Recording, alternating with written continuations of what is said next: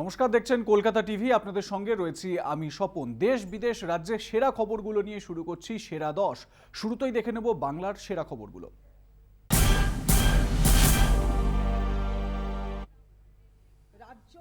সাংবাদিক বৈঠক করছেন মন্ত্রী চন্দ্রিমা ভট্টাচার্য। আমরা সরাসরি নজর রাখবো সেদিকে।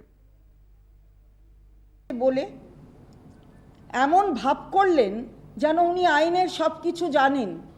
কনকারেন্ট লিস্ট বলে যে বললেন, ওনার কি ধারণা আছে আইনে কনকারেন্ট লিস্ট মানে কি? কোন তফসিলভুক্ত অর্থাৎ কোন শেডিউলে রয়েছে সেটা উনি জানেন কনকারেন্ট লিস্ট? এবং কনকারেন্ট লিস্ট মানে কি, সেখানে হলে কি হলে প্রেসিডেন্টের কাছে যায়, রাষ্ট্রপতির কাছে যায়, এটা কি জানেন? আইনসভার তো সদস্য উনি, সংসদেও আইনসভার সদস্য ছিলেন, আবার এখানে বিধানসভার বিধায়ক হিসেবেও আইনসভার সদস্য। কিন্তু যেভাবে বললেন যে এটা যেহেতু কনকারেন্ট লিস্ট, তাই আজকের যে বিলটি পাস হয়েছে বিধানসভায় সেটি চলে যাবে, রাজ্যপাল পাঠিয়ে দেবেন। একদিকে রাজ্যপাল কি করবেন তা তিনি আগাম জানেন, আর আরেকদিকে হচ্ছে কনকারেন্ট লিস্ট হলেই যেন রাষ্ট্রপতির কাছে চলে যাবে। উনি জানেন না, উনি আইন সম্পর্কে ওনার কোনো জ্ঞান নেই। কনকারেন্ট লিস্ট হচ্ছে 7 শেডিউলে 3টে লিস্ট আছে। একটা ইউনিয়ন লিস্ট, সেটাকে লিস্ট 1 বলে। একটা স্টেট লিস্ট, সেটাকে লিস্ট 2 বলে। একটা কনকারেন্ট লিস্ট, সেটাকে লিস্ট 3 বলে। ইউনিয়ন লিস্ট মানে যেগুলো লেখা রয়েছে, অর্থাৎ যে সাবজেক্টগুলো লেখা রয়েছে তার ক্রমিক সংখ্যা রয়েছে সেই লিস্টে, সেটার ওপর আইন তৈরি করবে যখন, সে আইন তৈরি করবে কেন্দ্রীয় সরকার, তার বাইরে কেউ নয়।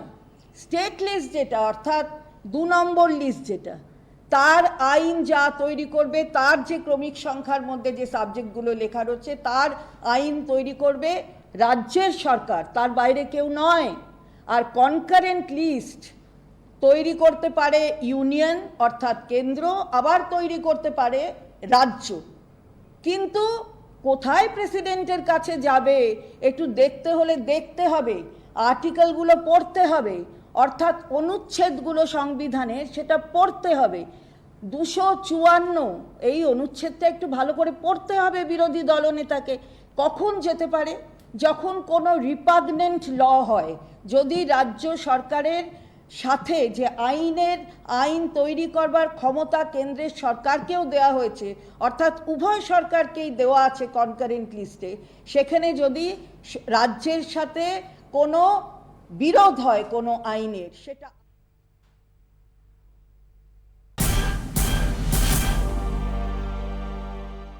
2014 প্রাথমিক টেট দুর্নীতি মামলায় সিবিআই তদন্তের নির্দেশ কলকাতা হাইকোর্টে। 2017 সালের 4 জুলাই দ্বিতীয় তালিকা থেকে 269 জনের নিয়োগ আইন বিরুদ্ধ, তাই সিবিআই তদন্তের নির্দেশ দিয়েছেন বিচারপতি অভিজিৎ গঙ্গোপাধ্যায়। সোমবারই প্রাথমিক শিক্ষা পর্ষদের সচিব ও সভাপতিকে সিবিআই দপ্তরে হাজিরার নির্দেশ। একই সঙ্গে পর্ষদ সভাপতি তথা বিধায়ক মানিক ভট্টাচার্য ও সচিব রত্না চক্রবর্তী বাগচির বিরুদ্ধে এফআইআর করে তদন্ত শুরু করার নির্দেশ দিয়েছেন বিচারপতি গঙ্গোপাধ্যায়।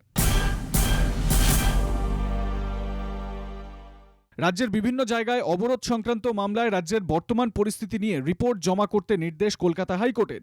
কোনো অপ্রীতিকর ঘটনা যাতে না ঘটে সেজন্য উপযুক্ত ব্যবস্থা গ্রহণ করতে হবে প্রশাসনকে। ভিডিও ফুটেজ সংরক্ষণ করারও নির্দেশ দিয়েছে আদালত। প্রয়োজনে সেনাবাহিনীর সাহায্যও নিতে পারে রাজ্য। পরবর্তী শুনানি বুধবার।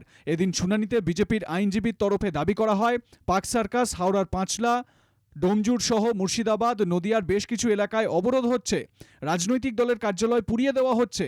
পুলিশ নির্বিকার, সাধারণ মানুষ হয়রানির শিকার হচ্ছেন। এ বিষয়টিকে জনস্বার্থ মামলা হিসেবে গ্রহণ করা হোক।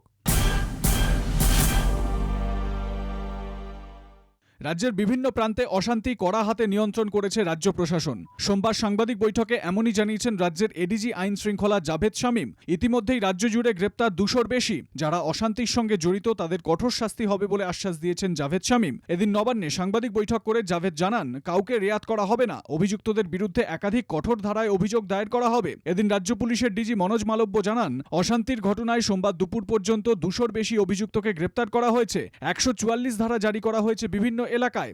অশান্তির আঁচ ছড়িয়ে পড়া রুখতে হাওড়া, মুর্শিদাবাদের বিভিন্ন এলাকায় বন্ধ করা হয়েছে ইন্টারনেট পরিষেবাও। বেথুয়া ডহরি স্টেশনে ভাঙচুরের ঘটনায় কড়া পদক্ষেপ নিয়েছে জেলা পুলিশ প্রশাসন। ঝালদার কংগ্রেস কাউন্সিলর তপন কান্দু খুন মামলায় চার্জশিট দাখিল করল সিবিআই। সোমবার পুরুলিয়া জেলা আদালতে সিবিআই এর আইনজীবী চার্জশিট দাখিল করেন। 30 পাতার চার্জশিটে গ্রেপ্তার হওয়া 5 জনকেই অভিযুক্ত করা হয়েছে। পুরসভা ভোটের পর কংগ্রেস কাউন্সিলর তপন কান্দুকে গুলি করে খুন করে দুষ্কৃতীরা। এরপর থেকেই সরগরম রাজ্য রাজনীতি। তপন কান্দুর স্ত্রী পূর্ণিমা কান্দু প্রথম থেকেই সিবিআই তদন্তের দাবিতে অনড় ছিলেন। সিবিআই তদন্তের নির্দেশও দেয় কলকাতা হাইকোর্ট। তদন্তে নেমে সিবিআই এর অস্থায়ী ক্যাম্পে একাধিক ব্যক্তিকে ডেকে জিজ্ঞাসাবাদ করেন আধিকারিকরা। এদিন পেশ করা হলো চার্জশিট। বিধানসভায় পাশ হলো পশ্চিমবঙ্গ বিশ্ববিদ্যালয় সংশোধনী বিল। এদিন ভোটাভুটিতে প্রস্তাবের পক্ষে পড়ে 182টি ভোট, বিপক্ষে 40টি ভোট। রাজ্য বিশ্ববিদ্যালয় আইন সংশোধন করতেই এই বিল পেশ করেন শিক্ষামন্ত্রী ব্রাত্য বসু। বিধানসভায় আলোচনায় অংশ নেন বিশ্বনাথ কারক, শিল্পমন্ত্রী তথা প্রাক্তন শিক্ষামন্ত্রী পার্থ চট্টোপাধ্যায়। এদিন বিলকে সমর্থন জানিয়ে পার্থ চট্টোপাধ্যায় জানান, পুঞ্জি কমিশনের সুপারিশকে সামনে রেখে তেলেঙ্গানা, মহারাষ্ট্র, তামিলনাড়ুর মতো একাধিক রাজ্য আচার্য পদে রাজ্যপালকে রাখতে অনীহা প্রকাশ করেছে। রাজ্যপালের তুমুল ব্যস্ততার কথা মাথায় রেখে রাজ্য সরকার কিছু পদক্ষেপের কথা ভাবছে। তিনি বলেন, মুখ্যমন্ত্রীকেই আচার্য পদে দেখতে চাইছে সাধারণ মানুষ। আরও অনেক রাজ্য একই পথে হাঁটছে। কেরল ও পাঞ্জাব সরকারও এই নিয়ে ভাবনা চিন্তা করছে। ব্রিটিশ আমলে তৈরি এই আইন পরিবর্তনের প্রক্রিয়া শুরু হয়েছে। বিধানসভায় বিশ্ববিদ্যালয় আইন সংশোধনী বিলে ভোটাভুটিতে অস্বস্তি বিজেপির। সোমবার বিধানসভায় 57 জন বিধায়ক উপস্থিত থাকলেও ভোটাভুটিতে অংশ নেন 40 জন। এখানেই প্রশ্ন উঠছে, বাকি 17টি ভোট গেল কোথায়? এদিন সাংবাদিক বৈঠকে শিক্ষামন্ত্রী ব্রাত্য বসুকে বিষয়ে জিজ্ঞাসা করলে তিনি বলেন, এটা সত্যিই রহস্য। এদিকে বিরোধী দলনেতা শুভেন্দু অধিকারীর অভিযোগ, অন্যান্য ভোটে যেমন হয় বিধানসভাতেও তেমনই ভোটাভুটি হয়েছে। হাঁসখালি ধর্ষণ মামলায় সব পক্ষকে হলফনামা জমা দেওয়ার নির্দেশ হাইকোর্টের। হাঁসখালি কাণ্ডে বিজেপির ফ্যাক্ট ফাইন্ডিং কমিটির ভূমিকা নিয়ে হাইকোর্টে মামলা দায়ের হয়। সিবিআই তদন্ত চলাকালীন প্রকাশ করা হয়েছে নির্যাতিতার নাম। এই অভিযোগে ফ্যাক্ট ফাইন্ডিং কমিটিকে শোকজের দাবি জানানো হয়। সোমবার প্রধান বিচারপতির ডিভিশন বেঞ্চে মামলার শুনানি হয়। নদিয়ার হাঁসখালিতে নাবালিকা ধর্ষণের অভিযোগ ওঠে স্থানীয় তৃণমূল নেতার ছেলের বিরুদ্ধে। অতিরিক্ত রক্তক্ষরণে মৃত্যু হয় নাবালিকার। অভিযোগ, মৃত্যুর খবর ধামাচাপা দিতে রাতারাতি দাহ করা হয় দেহ। তোলপাড় পড়ে যায় রাজ্য রাজনীতিতে। হাইকোর্টের নির্দেশে মামলা যায় সিবিআই এর হাতে। মেট্রো ডেয়ারি মামলায় কংগ্রেস নেতা অধীর রঞ্জন চৌধুরীর আবেদন খারিজ। রাজ্যের সিদ্ধান্তই বহাল রইল হাইকোর্টে। সোমবার এই মামলায় প্রধান বিচারপতির ডিভিশন বেঞ্চ জানায়, মেট্রো ডেয়ারি নিয়ে রাজ্যের সিদ্ধান্তে আদালত হস্তক্ষেপ করবে না। মেট্রো ডেয়ারির শেয়ার বিক্রিতে দুর্নীতি হয়েছে, এই অভিযোগ তুলে প্রধান বিচারপতির ডিভিশন বেঞ্চে মামলা দায়ের করেন কংগ্রেস নেতা অধীর রঞ্জন চৌধুরী। 1993 সালে metro dairy public limited company করা হয়, যেখানে 47% শেয়ার ছিল রাজ্যের ও 10% শেয়ার ছিল ন্যাশনাল ডেয়ারি ডেভেলপমেন্ট বোর্ডের। বাকি 43% শেয়ার ছিল ক্যাভেন্টার্সের হাতে। পরবর্তীকালে Keventers 10% share national dairy development বোর্ডের কাছ থেকে কিনে নেয়। এরপর 2017 সালে রাজ্য তার 47% শেয়ার 85 কোটি টাকার বিনিময়ে বিক্রি করে ক্যাভেন্টার্সকে। ওই সালেই ক্যাভেন্টার্স তার 15% সিঙ্গাপুরের ম্যান্ডেলা কোম্পানিকে বিক্রি করে 170 কোটি টাকায়। 15% শেয়ার যদি 170 কোটি টাকায় বিক্রি হয়, তাহলে রাজ্যের 47% শেয়ার মাত্র 85 কোটি টাকায় বিক্রি হয় কিভাবে? এই প্রশ্ন তুলে আদালতে মামলা হয়। মুখ্যমন্ত্রীর নির্দেশ মতো গরমের ছুটির মেয়াদ বাড়ানো হলো আরও 11 দিন। 26শে জুন পর্যন্ত স্কুল বন্ধ রাখার সিদ্ধান্ত নিয়েছে শিক্ষা দপ্তর। সরকারি স্কুলের পাশাপাশি বেসরকারি স্কুলগুলিকেও মানতে হবে নির্দেশ। গরমের দহন জ্বালায় স্কুলে আসা বড়ই কষ্টের, সেই কথা মাথায় রেখেই এই সিদ্ধান্ত রাজ্য শিক্ষা দপ্তরের। সোমবার বিজ্ঞপ্তি দিয়ে জানিয়েছে শিক্ষা দপ্তর, পূর্ব ঘোষণা অনুযায়ী 2রা মে থেকে 15ই জুন পর্যন্ত গরমের ছুটি ছিল দীর্ঘ 45 দিনের। এবার তা আরও 11 দিন বাড়ানো হলো। 26শে জুন পর্যন্ত স্কুল বন্ধ রাখার সিদ্ধান্ত নিয়েছে শিক্ষা দপ্তর। সরকারি স্কুলের পাশাপাশি বেসরকারি স্কুলগুলিকেও মানতে হবে ওই নির্দেশ। সোমবার বিজ্ঞপ্তি দিয়ে জানিয়ে দিল স্কুল শিক্ষা দপ্তর। করোনা আবহে 2 বছর স্কুল বন্ধ থাকার পর গরমের ছুটি এগিয়ে আনা নিয়ে বহু প্রশ্ন উঠেছিল। দাবি উঠেছিল ছুটি কমানো হোক, কিন্তু তীব্র গরমের জেরে ফের আরও কিছুদিন ছুটি বাড়ানোর সিদ্ধান্ত নিয়েছে রাজ্য সরকার। খাঁচা থেকে বেরিয়ে বিদ্যুৎস্পৃষ্ট হয়ে হুলস্থুল কাণ্ড ঘটালো শিম্পাঞ্জি। সোমবার আলিপুর চিড়িয়াখানায় খাঁচা থেকে বেরিয়ে পড়ে বুড়ি। কেয়ারটেকারের হাত ধরে ঘোরার সময় ফেন্সিংয়ের বাইরে বেরিয়ে পড়ে 7 বছরের শিম্পাঞ্জিটি। শোরগোল পড়ে যায় দর্শকদের মধ্যে। তবে বিদ্যুৎস্পৃষ্ট হওয়ার ঘটনাটি অস্বীকার করেছে চিড়িয়াখানা কর্তৃপক্ষ। সোমবার সকালে গরম উপেক্ষা করে দর্শকরা ভিড় করেছিলেন চিড়িয়াখানায়। আচমকাই তাঁরা দেখেন জল খেতে এসে চিৎকার করছে এক বাচ্চা শিম্পাঞ্জি। বিদ্যুৎস্পৃষ্ট হয়ে চিৎকার করতে করতে ফেন্সিংয়ের বাইরে বেরিয়ে পড়ে সে। চিড়িয়াখানার বাইরে ছুটতে থাকে। আতঙ্কিত হয়ে পড়েন দর্শকরা। সূত্রের খবর, এর আগেও একবার খাঁচার বাইরে বেরিয়ে পড়ে বুড়ি। সেরা দশের সময় এখন একটা বিরতির, ফিরছি বিরতির পর, সঙ্গে থাকবেন। ফিরলাম বিরতির পর, এবার নজর রাখবো দেশের সেরা খবরগুলোর দিকে। ন্যাশনাল হেরাল্ড মামলায় সোমবার ইডি দপ্তরে 3 ঘন্টা জেরা কংগ্রেস নেতা রাহুল গান্ধীকে। সোমবার সকাল 11:15 নাগাদ ইডি দপ্তরে হাজির হন রাহুল। এদিন রাহুলের সঙ্গে ইডি দপ্তর পর্যন্ত যান তার বোন প্রিয়াঙ্কা গান্ধীও। এরপর 3 ঘন্টা জেরা করা হয় রাহুলকে। জেরা শেষে ইডি দপ্তর থেকে বেরিয়ে আসেন রাহুল গান্ধী। রাহুলের হাজিরা নিয়ে উত্তেজনা ছড়ায় নয়াদিল্লিতে। দেশজুড়ে সত্যাগ্রহের ডাক দেয় কংগ্রেস। নাটকীয় পরিস্থিতির সৃষ্টি হয় রাজধানীতে। এদিন আকবর রোডে কংগ্রেস কার্যালয়ের সামনে 144 ধারা জারি করে পুলিশ। হুঁশিয়ারি উপেক্ষা করে বিভিন্ন রাস্তায় মিছিল করে কংগ্রেস কর্মী সমর্থকরা। ন্যাশনাল হেরাল্ড দুর্নীতি মামলায় তলব করা হয়েছিল কংগ্রেস নেতা রাহুল গান্ধীকে। ইডির অভিযোগ 2000 কোটি টাকার দুর্নীতি হয়েছে ন্যাশনাল হেরাল্ডে। রাহুল গান্ধীকে ইডির জেরার প্রতিবাদে দেশজুড়ে গণতন্ত্র বাঁচাও কর্মসূচির ডাক দিয়েছে কংগ্রেস কর্মী সমর্থকেরা। এদিন কংগ্রেস কার্যালয়ের সামনে 144 ধারা জারি করে পুলিশ। পুলিশি নিষেধাজ্ঞা উপেক্ষা করেই রাহুলের সঙ্গে ইডি দপ্তরের উদ্দেশ্যে রওনা দেন কংগ্রেস কর্মী সমর্থকেরা। ইডি দপ্তরের সামনে ধুন্ধুমার পরিস্থিতি তৈরি হয়। অবশেষে হেঁটেই ইডি দপ্তরে পৌঁছান রাহুল। প্রাক্তন কংগ্রেস সভাপতিকে ইডি দপ্তরে পৌঁছে দিতে সঙ্গে যান কংগ্রেস নেত্রী প্রিয়াঙ্কা গান্ধী ও প্রবীণ নেতা কেসি ভেনুগোপাল। নিশ্ছিদ্র নিরাপত্তার চাদরে মুড়ে ফেলা হয় ইডি দপ্তর। ন্যাশনাল হেরাল্ড মামলায় বেআইনিভাবে অর্থ লেনদেনে জড়িত থাকার অভিযোগে সোনিয়া ও রাহুল গান্ধীকে তলব করে কেন্দ্রীয় তদন্তকারী সংস্থা। এদিন ইডি দপ্তরের সামনে থেকে গ্রেপ্তার করা হয় অধীর চৌধুরী, হরিশ রাওয়াত, কেসি ভেনুগোপাল, মল্লিকার্জুন খার্গে, জয়রাম রমেশ, মুকুল বাসনিক, দিগ্বিজয় সিং, দীপেন্দ্র হুডা, অশোক গেহলট সহ একাধিক কংগ্রেস নেতাকে। থানায় গিয়ে আটক ধৃত দলীয় নেতাকর্মীদের সঙ্গে দেখা করেন প্রিয়াঙ্কা গান্ধী। তুগলক রোড থানায় গিয়ে দেখা করেন তিনি। রাহুল গান্ধীকে ইডি তলবের প্রতিবাদে সত্যাগ্রহ মিছিলের সময় আটক করা হয় তাঁদের। পুলিশের হাতে কেসি ভেনুগোপাল হেনস্থার শিকার হন বলে অভিযোগ। দলীয় নেতার সঙ্গে কথা বলেন প্রিয়াঙ্কা। সোমবার সকালে দাদা রাহুল গান্ধীর সঙ্গে ইডি দপ্তরে যান প্রিয়াঙ্কাও। দেশজুড়ে গণতন্ত্র বাঁচাও কর্মসূচি কংগ্রেস নেতাকর্মীদের। এদিন ন্যাশনাল হেরাল্ড দুর্নীতি মামলায় 3 ঘন্টা জেরা করা হয় রাহুল গান্ধীকে। এরই প্রতিবাদে সোচ্চার কংগ্রেস। কংগ্রেসকে বাধা দেওয়ার জন্য রাজধানীতে পুলিশ মোতায়েন করা হয়েছে। দিল্লিতে অঘোষিত জরুরি অবস্থা জারি করা হয়েছে, যা প্রমাণ করে কংগ্রেসকে ভয় পায় মোদী সরকার। সোমবার সাংবাদিক বৈঠক করে বিজেপিকে নিশানা করেন কংগ্রেস মুখপাত্র রণদীপ সিং সুরজেওয়ালা। তিনি আরও বলেন, রাহুল গান্ধীর নেতৃত্বে সত্য কা সংগ্রাম চলবে। স্বাধীনতা সংগ্রামের সময় ব্রিটিশরাও কংগ্রেসের কণ্ঠ দমাতে পারেনি, ক্ষমতাসীন সরকারও পারবে না বলে মন্তব্য কংগ্রেস নেতার। উল্লেখ্য, রাহুল গান্ধীকে ইডির জেরার প্রতিবাদে সরব কংগ্রেস। দেশজুড়ে প্রতিবাদ কর্মসূচি। রাহুল গান্ধী এবং কংগ্রেস যদি কিছু ভুল না করে থাকে তাহলে ভয়ের কি আছে? ইডিকে সব সত্যি বলে দিন রাহুলজি। আপনি কিছু না করলে ভয় পাচ্ছেন কেন? রাহুল গান্ধীর ইডি হাজিরা প্রসঙ্গে খোঁচা মধ্যপ্রদেশের মুখ্যমন্ত্রী শিবরাজ সিং চৌহানের। তার অভিযোগ, প্রথমে ভুল করেছেন, তারপর তাঁরা তদন্তকারী সংস্থার উপর প্রভাব খাটানোর চেষ্টা করছেন। দেশের মানুষ কংগ্রেসের স্বার্থপরতা বুঝতে পেরেছেন, বলেন শিবরাজ। সোমবার নয়াদিল্লিতে ইডি দপ্তরে 3 ঘন্টা জেরা করা হয় রাহুল গান্ধীকে। ন্যাশনাল হেরাল্ড মামলায় দুর্নীতির অভিযোগে রাহুলকে জেরা করে তদন্তকারী সংস্থা। একই মামলায় কংগ্রেস সভানেত্রী সোনিয়া গান্ধীকেও তলব করেছে ইডি। উত্তরপ্রদেশের যোগী সরকারের বুলডোজার রাজের বিরুদ্ধে ছাত্র বিক্ষোভ রাজধানীর বুকে।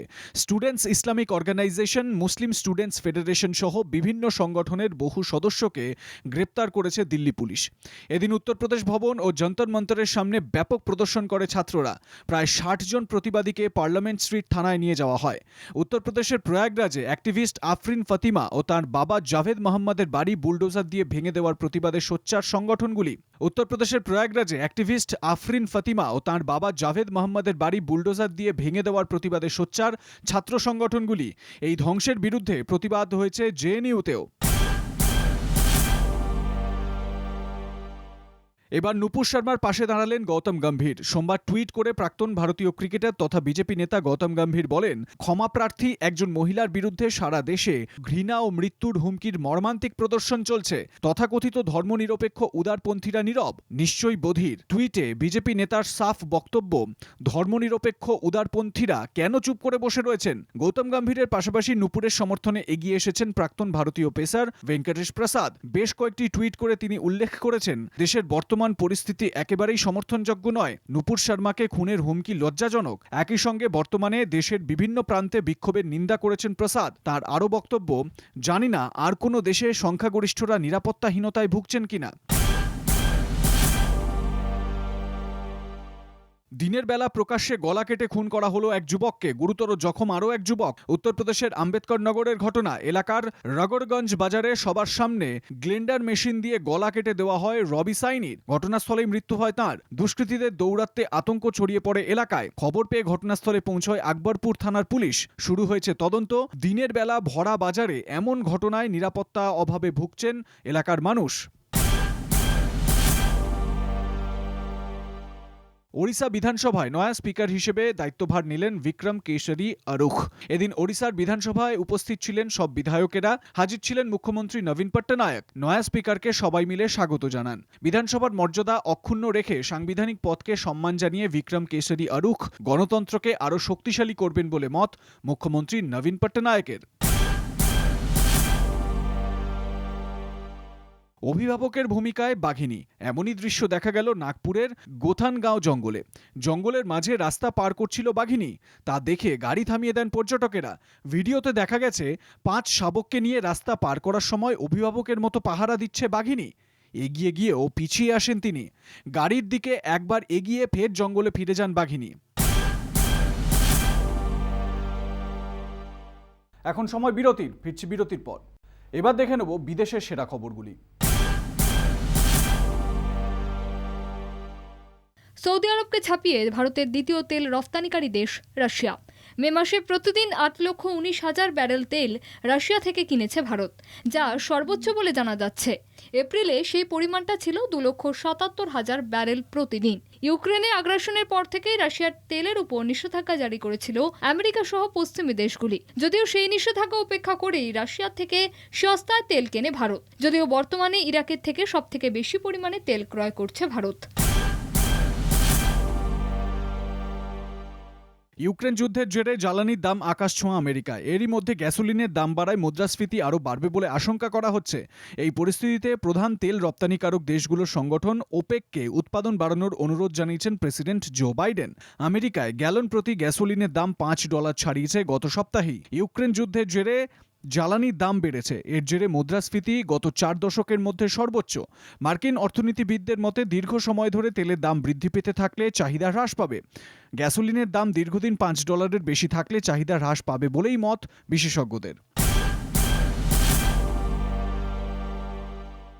জুলাইয়ে সৌদি আরব এবং ইসরায়েল সফরে যেতে পারেন মার্কিন প্রেসিডেন্ট জো বাইডেন, এমনই খবর সংবাদ সংস্থা সূত্রে। জুলাইয়ের মাঝামাঝি সময়ে তার বিদেশ সফরটি হতে পারে বলে মনে করা হচ্ছে। বাইডেনের সৌদি আরব সফরের উদ্দেশ্য রিয়াদের সঙ্গে ওয়াশিংটনের সম্পর্ক আরও মজবুত করা। আগামী মাসে সৌদি আরব ও ইসরায়েল সফরে যাবেন মার্কিন প্রেসিডেন্ট। চলতি সপ্তাহেই হোয়াইট হাউস এ সংক্রান্ত বিষয়ে আনুষ্ঠানিক ঘোষণা করবে বলে খবর সংবাদ সংস্থা সূত্রে। রিয়াদের সঙ্গে ওয়াশিংটনের সম্পর্ক মজবুত করাই লক্ষ্য বলে জানিয়েছেন মার্কিন প্রশাসনের এক শীর্ষ আধিকারিক। যুবরাজ মোহাম্মদ বিন সলোমনের সঙ্গেও বৈঠক হতে পারে প্রেসিডেন্ট বাইডেনের। ইউক্রেনে ন্যাটো বাহিনী মোতায়েন করা হচ্ছে না, নো ফ্লাই জোনও ঘোষণা করা হচ্ছে না। হেলসিঙ্কিতে অনুষ্ঠিত কুলটুরান্তা টক্স সামিটে এমনটাই জানালেন NATO secretary general Jens Stoltenberg. তিনি জানান, ইউক্রেনের সামগ্রিক যুদ্ধ পরিস্থিতি যাতে নতুন করে খারাপ না হয় সেজন্যই সচেষ্ট তারা। ইউক্রেনের প্রেসিডেন্ট ভলোদিমির জেলেনস্কির সঙ্গে কথাও হয়েছে তাঁর। ইউক্রেন নো ফ্লাই জোন ঘোষণা করার প্রস্তাব দিলেও তারা রাজি হননি বলে জানিয়েছেন স্টোলটেনবার্গ। ন্যাটোর পক্ষ থেকে যে মানবিক করিডোর ঘোষণা করা হবে বলে জল্পনা শোনা গিয়েছিল তাও নস্যাৎ করেন সেক্রেটারি জেনারেল। রাশিয়া ইউক্রেন যুদ্ধের 3 মাস অতিক্রান্ত। ইউক্রেন যুদ্ধ দীর্ঘায়িত হলে কিভাবে সে দেশের বাসিন্দাদের পাশে দাঁড়ানো যায় সেই বিষয়ে ন্যাটো প্রয়োজনীয় পদক্ষেপ নেবে বলেও আশ্বাস দেন স্টোলটেনবার্গ। ইউক্রেনের পূর্বাঞ্চলীয় শহর সেভেরোডোনেৎস্কের অধিকাংশ এলাকাই দখল করে নিয়েছে রাশিয়া। রক্তক্ষয়ী হামলায় শহরের বিভিন্ন অংশ গুঁড়িয়ে দিয়েছে রুশ সেনা। সিভেরস্কি ডোনেৎস্ক নদীর উপর নির্মিত আরও একটি সেতু ধ্বংস করে দিয়েছে রুশ সেনা। শহরের রাস্তায় এখনও রুশ বাহিনীর বিরুদ্ধে প্রাণপণ লড়াই চালিয়ে যাচ্ছে ইউক্রেনীয় সেনা। চলছে যুদ্ধবিধ্বস্ত বাসিন্দাদের সরানোর কাজ। ইউক্রেনের পূর্বাঞ্চলীয় শহর সেভেরোডোনেৎস্ক থেকে সরে যাওয়ার ক্ষেত্রে আর একটি মাত্র পথ খোলা আছে ইউক্রেন সেনার কাছে। আরও একটি নতুন সেতু ধ্বংস করেছে রুশ বাহিনী। ওই অঞ্চলে ভীষণই চাপে রয়েছে ইউক্রেন সেনা। ইউক্রেন ছাড়া ভারতীয় পড়ুয়াদের ভর্তি নেবে রুশ বিশ্ববিদ্যালয়গুলি, এমনই প্রস্তাব দেওয়া হলো রাশিয়ার তরফে। রবিবার নয়াদিল্লির রুশ দূতাবাসের তরফে জানানো হয়, ইউক্রেনে পাঠরত ভারতীয় পড়ুয়ারা যে সেমেস্টারে পড়াশোনা করতেন রুশ বিশ্ববিদ্যালয়গুলিতে, সেখানে থেকেই পড়ার সুযোগ পাবেন। গত ফেব্রুয়ারিতে প্রায় 20,000 ভারতীয় পড়ুয়া ইউক্রেন ছেড়ে দেশে ফিরে এসেছিলেন। রাশিয়ায় নতুন রূপে নতুন নামে খোলা হলো জনপ্রিয় ম্যাকডোনাল্ড রেস্টুরেন্টস। ওপেনিংয়ের পরই ভোজন রসিকদের ভিড়ে কার্যত মেলার আকার নিল রেস্তোরাঁগুলি। নিজেদের রসনা তৃপ্তির জন্য সেখানে ভিড় জমিয়েছিলেন 8 থেকে 80। রেস্তোরাঁর দরজা খোলার আগে থেকেই ভোজন রসিকরা লম্বা লাইনে দাঁড়িয়েছিলেন। কার্যত সবার মুখেই হাসি ফুটেছে নতুন রূপে ম্যাকডোনাল্ডকে ফিরে পেয়ে। ভিড়ে ঠাসা পুশকিনস্কায়া স্কোয়ার এবং ক্র্যাশনায়া প্রেসনার আউটলেট। ম্যাকডোনাল্ডে যে ধরনের খাবার পাওয়া যেত সেই সব খাবারই পাওয়া যাবে নতুন মেনুতে, শুধু পাল্টে গেছে খাবারের নাম। সেরা 10 আজ এ পর্যন্তই। দেখতে থাকুন কলকাতা টিভি, রাত দিন 7 দিন।